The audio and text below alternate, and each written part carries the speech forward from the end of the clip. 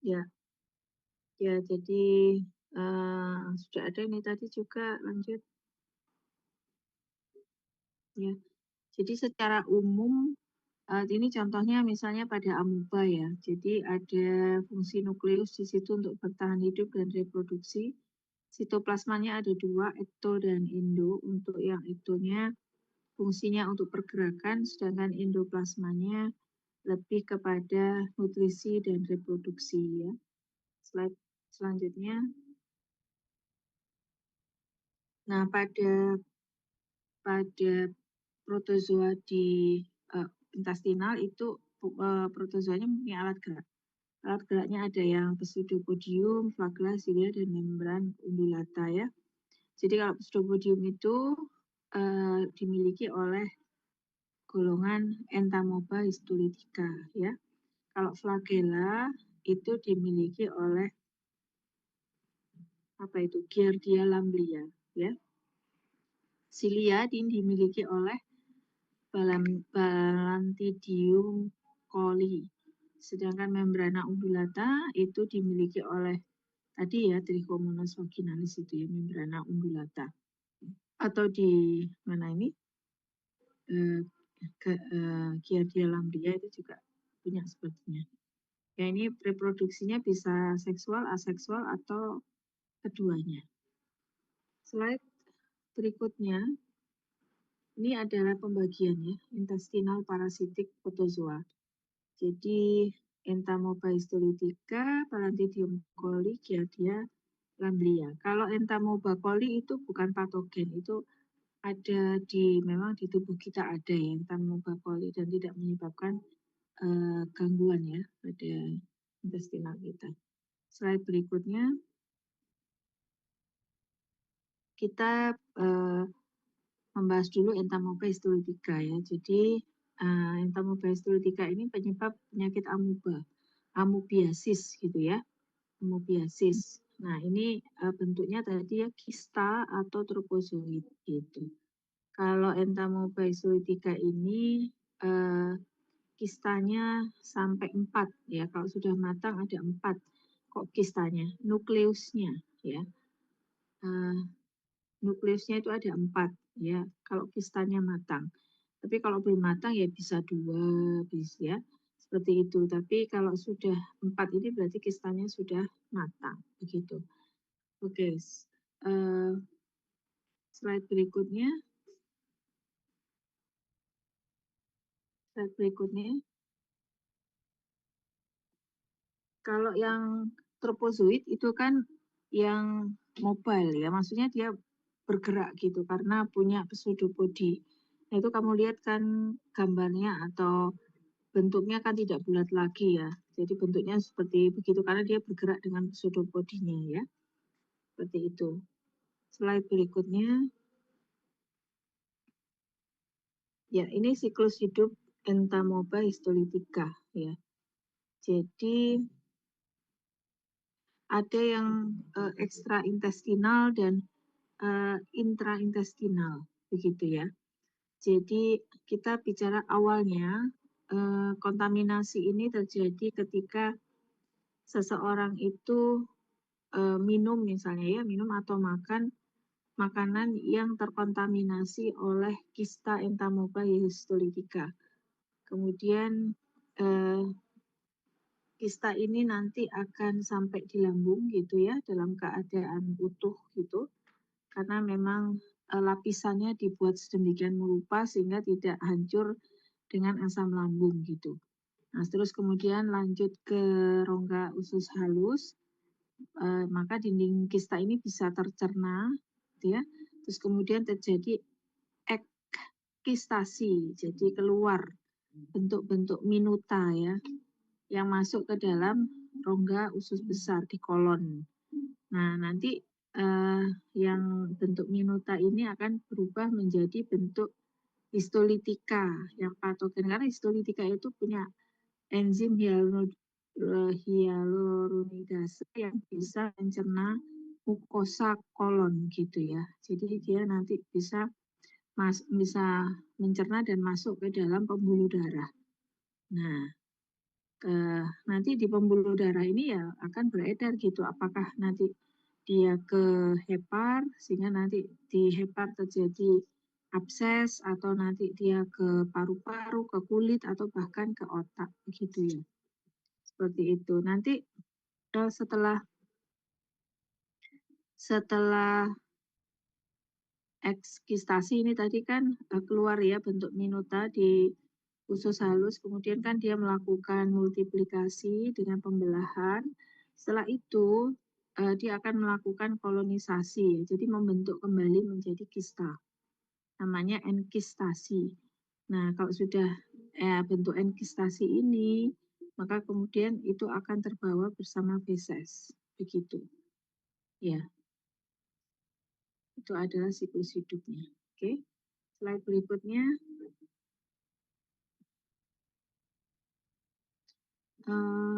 Ya, ini patogenesisnya. Jadi patogenesisnya adalah bentuk tadi yang histolitika itu kan memasuki usus besar ya dan mengeluarkan enzim histolisin ya dapat menghancurkan jaringan di mukosa kolon. Kemudian dia akan membuat kerusakan dan kemudian menyebabkan rongga ulkus ya seperti botol dengan lubang kecil dan dasar yang lebar.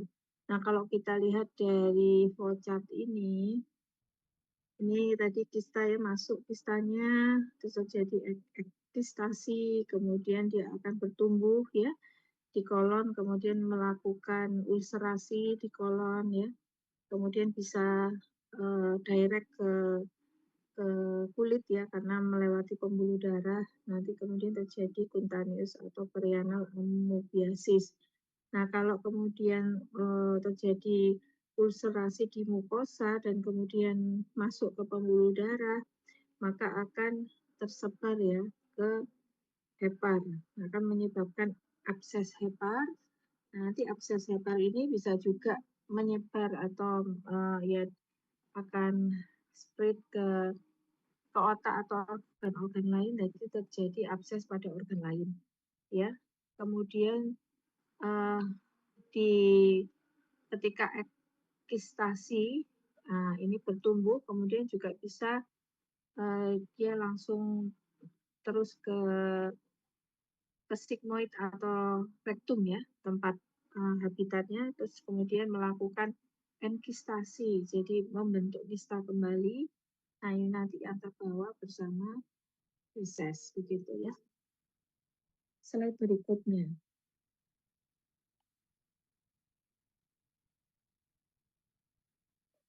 Slide berikutnya.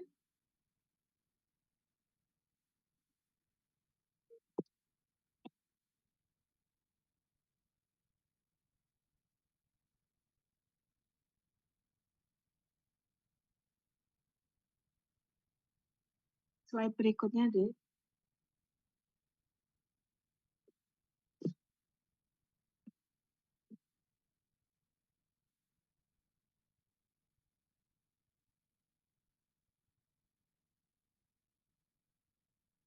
Atau terkendala?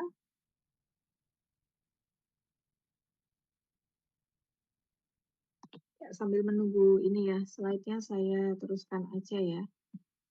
Jadi pada amoebiasis ada amoebiasis yang simptomatik, artinya tidak bergejala. Nah, itu biasanya onsetnya mula-mula awal itu perlahan-lahan ya. Nanti kemudian timbul nyeri di abdomen, kemudian juga pada akhirnya nyeri pada rektum gitu ya.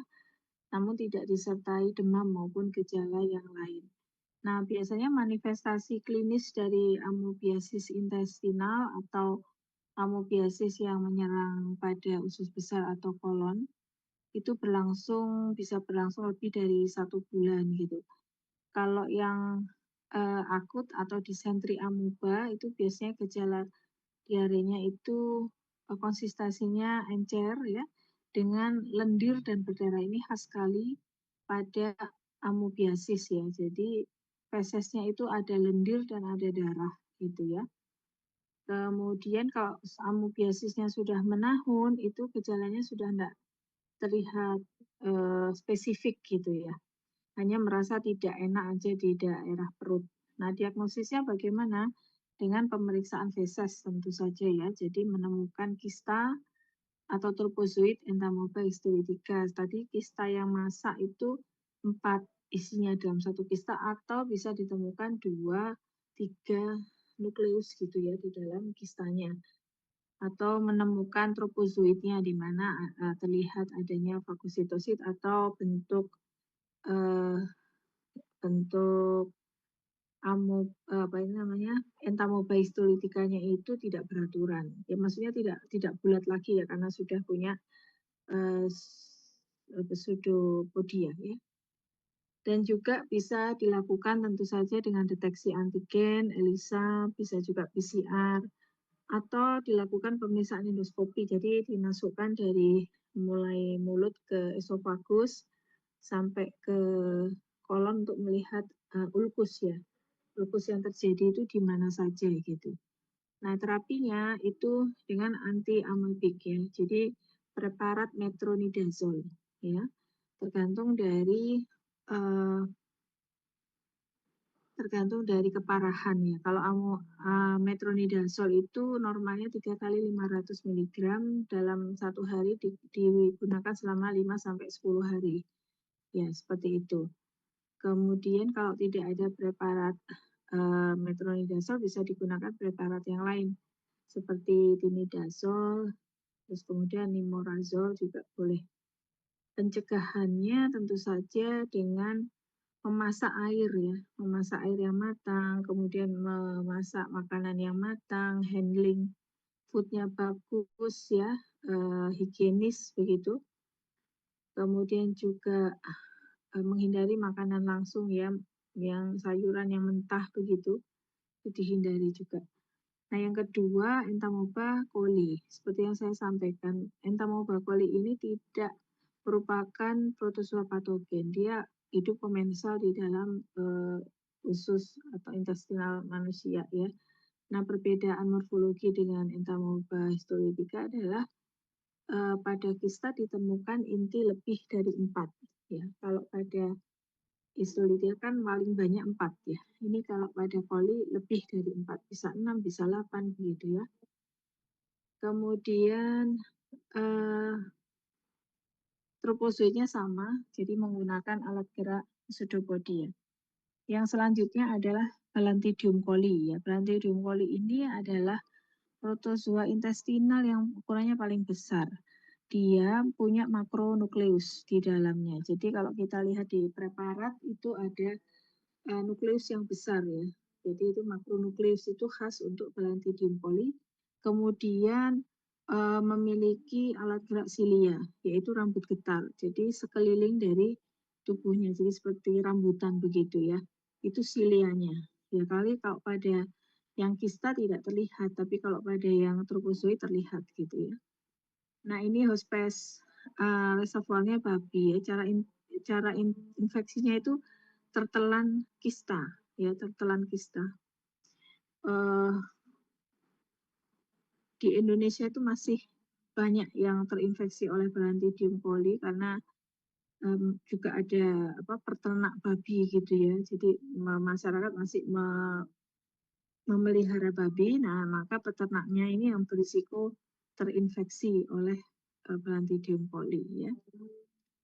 Kemudian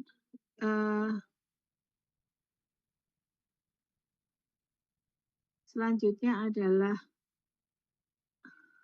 penyakit yang disebabkan Balantidium coli, yaitu balantidiasis namanya ya. Jadi pada kolon kan tadi habitatnya itu di kolon, di usus besar, cecum dan ileum terminal. Ya, balantidiasis ini gejala klinisnya adalah sering tidak bergejala, tapi mulai bergejala itu dengan diare ya, kemudian kolik ya, ringan sampai kadang berat gitu. Kemudian juga bisa terjadi perforasi ya, perforasi apendik yang diikuti radang peritoneum itu pada kasus-kasus yang sudah kronis ya, yang kronis dan tidak diperiksakan secara awal gitu ya. Nah, pengobatannya untuk balantidium poli itu oksitetrasiklin dan iodoquinol, ya. Agak berbeda ya dengan entamoeba histolytica yang metronidazole. Yang selanjutnya protozoa usus adalah Giardia lamblia. Giardia lamblia ini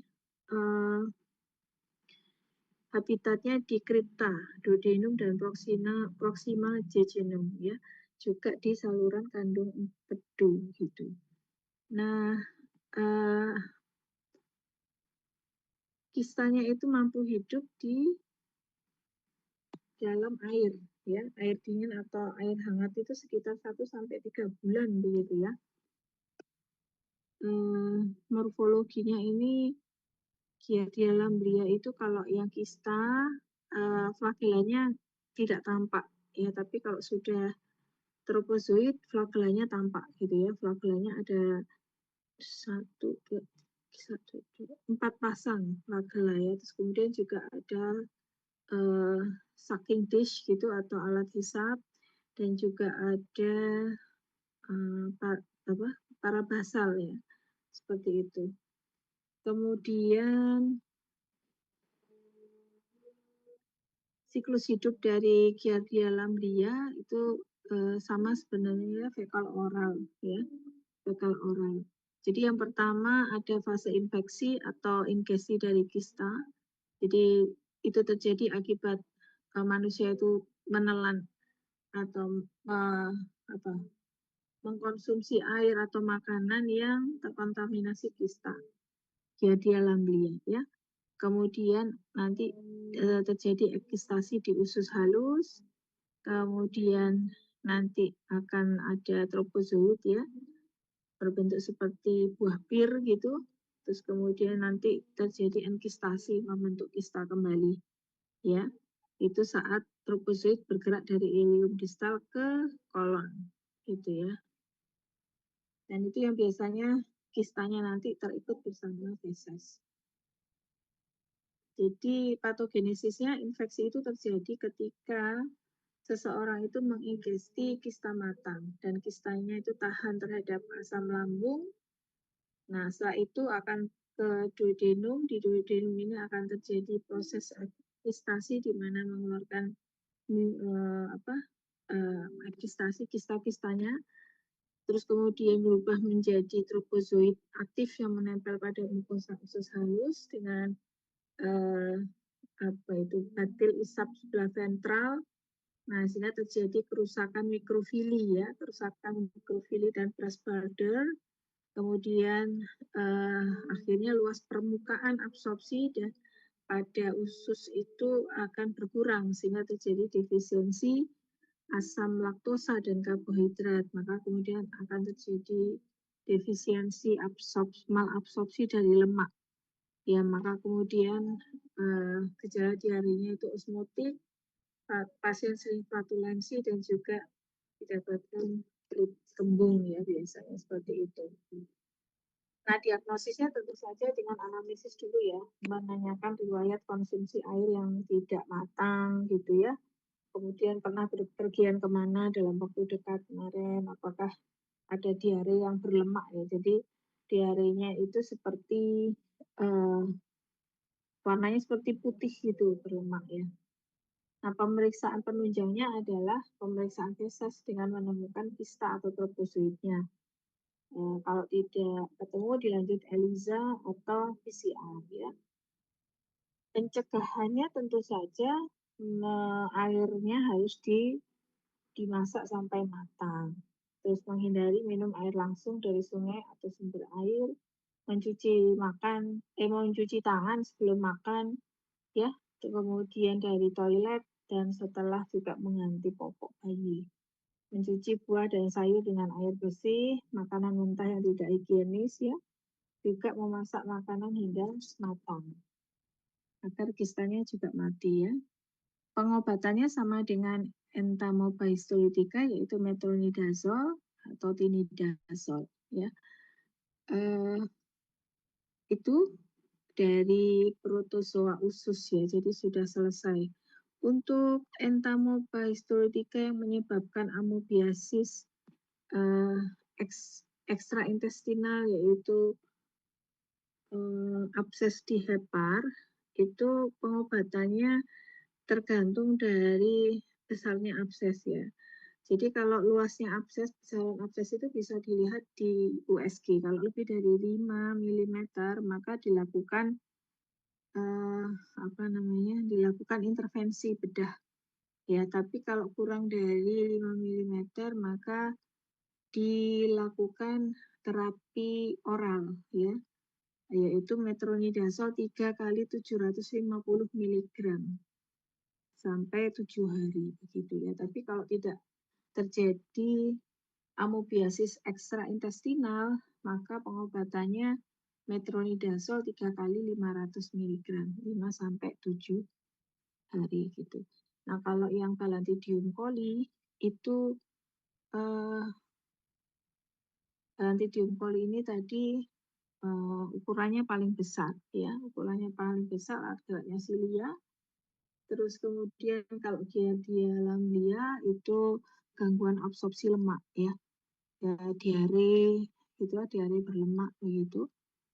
Terus kalau yang entamoeba ada lendir dan darah pada diarenya itu ya, konsistensinya ada cair dan ada lendir dan disertai darah gitu ya. Itu khas untuk amoebiasis intestinal.